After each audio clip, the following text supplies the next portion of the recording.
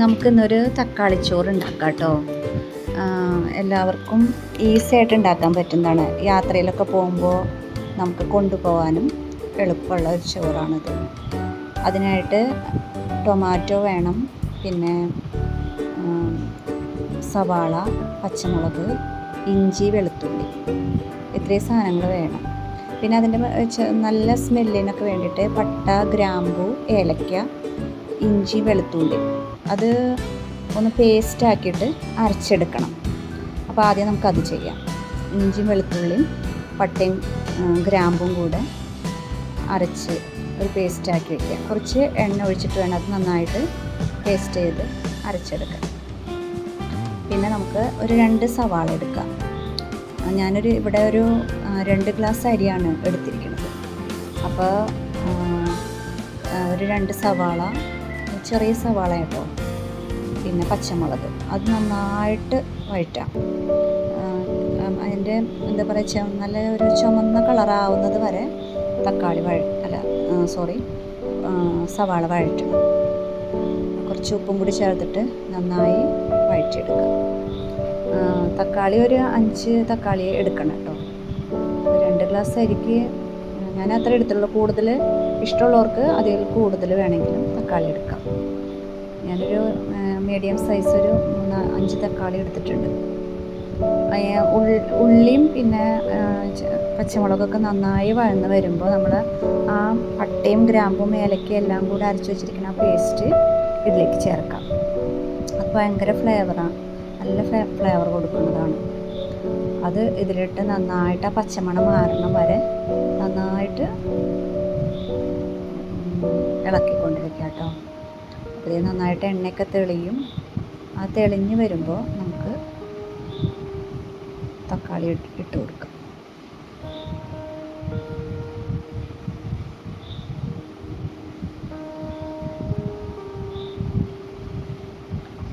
അതിന് കുറച്ച് അല്പം മഞ്ഞൾപ്പൊടിയും കൂടെ ഇതിൽ ചേർക്കണം. വേറെ മസാലകളൊന്നും വേണ്ട, മഞ്ഞൾപ്പൊടി മാത്രം മതി. മഞ്ഞൾപ്പൊടി നല്ലപോലെ മൂത്ത് വരുമ്പോൾ തക്കാളി ഇടാം.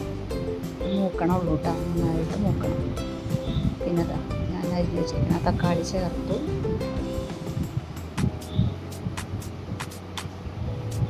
ഇനി ഈ തക്കാളി നന്നായിട്ട് ഇതിൽ കിടന്ന് വഴന്ന് നല്ല ഉടയണ പരുവത്തിലാക്കണം ഈ തക്കാളീനെ. അപ്പോൾ നല്ലോണം അത് വഴറ്റിക്കൊണ്ടിരിക്കുക. ശരിക്കും ഇത് ഏത് അരിയിൽ വേണമെങ്കിലും ഉണ്ടാക്കാം. പൊന്നിരിയിൽ ഉണ്ടാക്കുന്നതാണ് ഏറ്റവും നല്ലത്. ഇതിപ്പോൾ ഞാൻ പച്ചരിയാണ് എടുത്തിരിക്കുന്നത്, സാധാരണ പച്ചരി. പിന്നെ ബസ്മതി റൈസിലുണ്ടാക്കാം, ഏത് അരിയിലും ഉണ്ടാക്കാം. ബസ്മതി റൈസിലൊക്കെ ആകുമ്പോൾ ഒരു സ്മെല്ല് വേറെ ആയിരിക്കും. ഏറ്റവും നല്ലത് പൊന്നിരിയിലാണ്. പിന്നെ ഇത് ചൂടാറിക്കഴിഞ്ഞ് കഴിക്കുന്നതായിരിക്കും ഏറ്റവും നല്ലത്. അങ്ങനെയുണ്ട്. ചൂടോടെ കുറച്ച് കുഴഞ്ഞ പോലെയൊക്കെ ഇരിക്കും, പക്ഷേ ഇത് ഒരു തണുത്ത് കഴിക്കാനായിട്ട് ഏറ്റവും നല്ലതാണ്. ഈ തക്കാളി വഴണേൻ്റെ ഇടയിൽ നമുക്ക് മല്ലിയിലയും കറിവേപ്പിൻ്റെ ഇലയൊക്കെ ഇട്ട് കൊടുക്കാം. അത് നന്നായിട്ട് വഴന്നുകൊണ്ടിരിക്കുകയാണ് കേട്ടത്.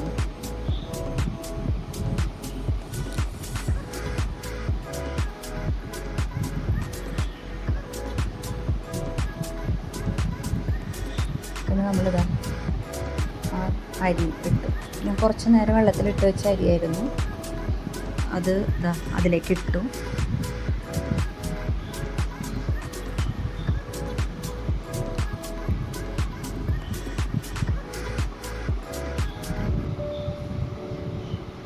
പിന്നെ ആ അരി നമ്മൾ ആ എണ്ണയിലൊന്ന് ഫ്രൈ ചെയ്ത് കൊടുക്കാം. പിന്നെ ഈ അരി ഒട്ടിപ്പിടിക്കാതിരിക്കാനായിട്ട് കുറച്ച് നാരങ്ങാ നീരും കൂടെ ചേർക്കണം കേട്ടോ ഇതിൽ. ഇത് വീഡിയോയിൽ എടുക്കാൻ മറന്നുപോയി. അപ്പോൾ ആ അരി ഒട്ടാതിരിക്കാൻ വേണ്ടിയിട്ടാണ്. ഒരു നാരങ്ങയുടെ പകുതി ഇതിലൊന്ന് പിഴിഞ്ഞൊഴിക്കുക. അതിനുശേഷം ഇത് മൂടി വയ്ക്കുക. പിന്നെ ഉപ്പൊക്കെ നോക്കുക, ആവശ്യത്തിന് ഉപ്പൊക്കെ ഉണ്ടോ എന്ന് നോക്കാം കേട്ടോ.